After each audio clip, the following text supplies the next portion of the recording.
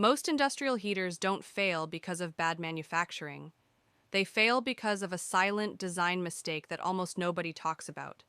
If your heater failed in months instead of years, it wasn't unlucky. It was predictable. Most engineers assume that staying within rated power and rated temperature guarantees safe operation.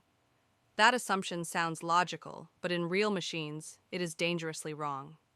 Rated life is calculated under ideal laboratory conditions: perfect heat transfer, uniform temperature, and ideal flow. Real industrial systems almost never operate this way. In reality, heaters develop hotspots, and once hotspots appear, heater life drops sharply.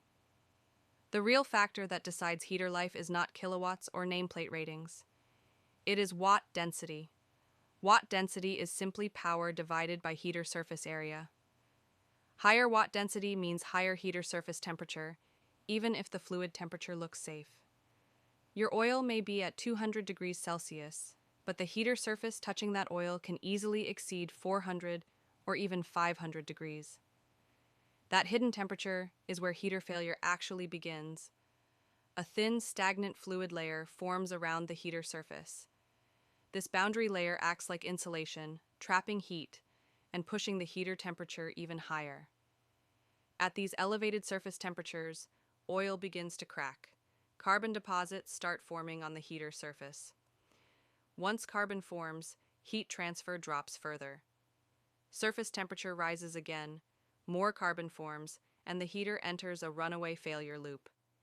This problem is often missed because designs focus only on kilowatts, trust catalog data blindly, and repeat old designs without validating real operating conditions. Flow plays a critical role here.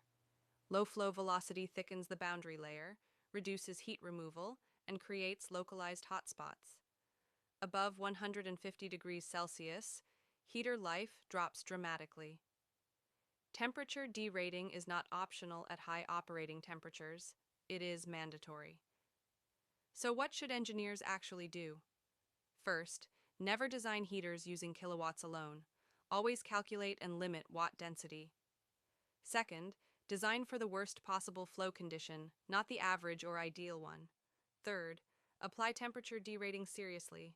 Lower watt density dramatically increases heater life.